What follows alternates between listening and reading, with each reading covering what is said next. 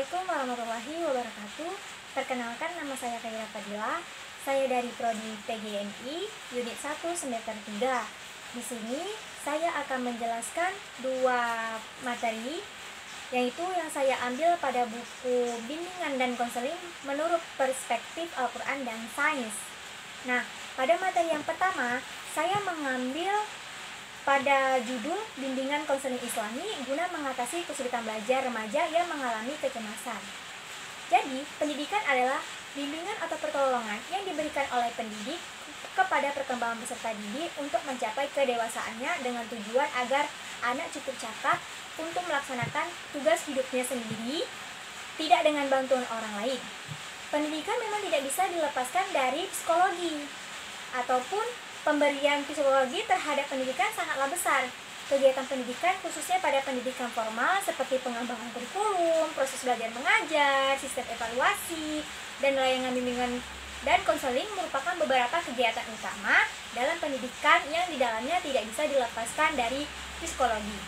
Kajian psikologi pendidikan dalam kegiatannya dengan pengembangan kurikulum pendidikan terutama berkenaan dengan pengembangan kurikulum berbasis kompetensi diharapkan dapat memberikan pengetahuan tentang gejala kejiwaan dan tingkah laku siswa yang berkaitan dengan proses pembelajaran di sekolah.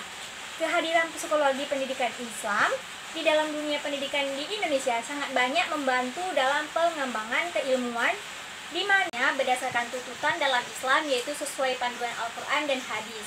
Dikarenakan keilmuan psikologi yang selayaknya mempelajari perilaku manusia dan juga mengenai jiwa manusia, di mana hal tersebut cukup banyak dijelaskan di dalam konsep-konsep ajaran Islam yang telah tertuang dalam Al-Quran dan hadis.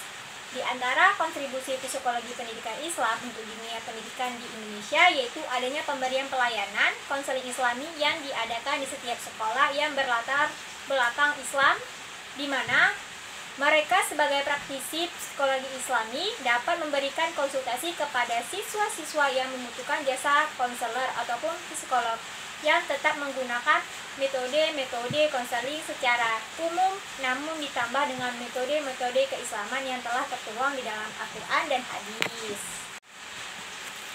Salah satu upaya yang bisa digunakan untuk mengubah perilaku dan juga pola pikir siswa yang irasional menjadi pikiran dan keyakinan lebih rasional adalah dengan pendekatan religius bagi siswa yang mengalami kesulitan belajar, sehingga akan dapat mempengaruhi tingkat kecemasan.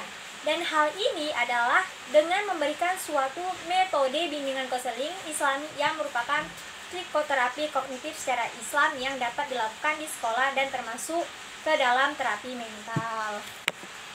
Baiklah, pada pembahasan yang kedua yaitu saya mengambil judul pada teori-teori konseling dalam Islam. Nah, jadi teori-teori konseling dalam Islam itu terdapat 3 teori, yaitu ada teori yang pertama, ada teori konseling dengan pendekatan al-hikmah, yang kedua ada teori konseling dengan al-mu'izzah al-hasanah, dan yang ketiga yaitu ada teori konseling al-mujadalah bil ahsan. Yang pertama ada teori konseling dengan pendekatan al-hikmah. Itu lebih melihat ke esensi permasalahan yang terjadi atau terdapat dalam diri individu. Kemudian menjelaskan tentang hikmah, rahasia atau pengetahuan yang terdapat di balik permasalahan itu. Setelah itu baru konselor melakukan bimbingan dengan kekuatan yang dianugerahkan Allah Ta'ala ke dalam dirinya berupa energi penyembuh.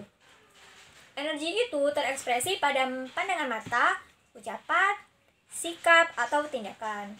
Dan yang kedua ada teori konseling al-mu'izzah al-hasanah yang lebih melihat pada model atau kasus yang dihadapi individu, kemudian proses terapinya atau penanggulangannya mencontoh dan berparadigma kepada proses kenabian.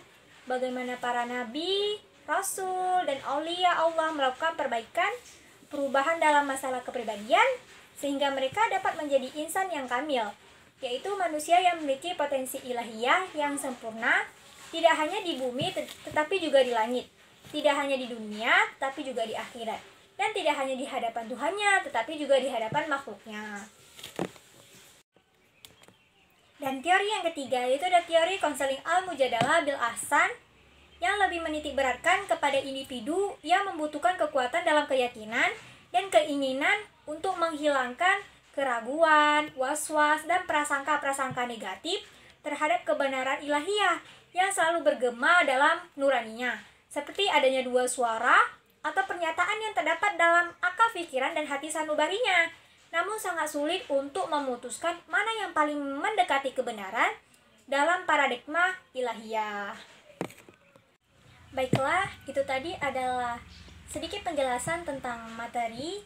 Yang pertama yaitu materi tentang bimbingan konseling Islami guna mengatasi kesulitan belajar remaja yang mengalami kecemasan, dan yang kedua yaitu pada materi teori-teori konseling dalam Islam. Semoga bisa menambah wawasan untuk kita tentang materi itu dan juga bisa diterapkan dalam kehidupan sehari-hari. Baiklah, sekian dari saya. Lebih dan kurangnya saya mohon maaf. Wabillahi taufiq wal hidayah.